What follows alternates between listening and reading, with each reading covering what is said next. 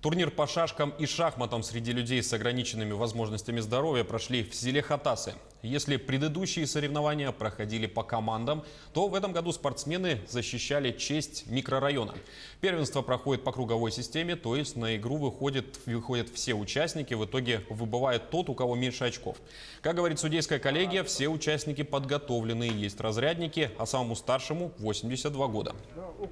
Стала председателем общества инвалидов села Хатасы с 2015 года и провела разные мероприятия, например, как концерт инвалидов, сами участвовали, товарищеская встреча по шашкам, по волейболу, сидя, интересуются спортом.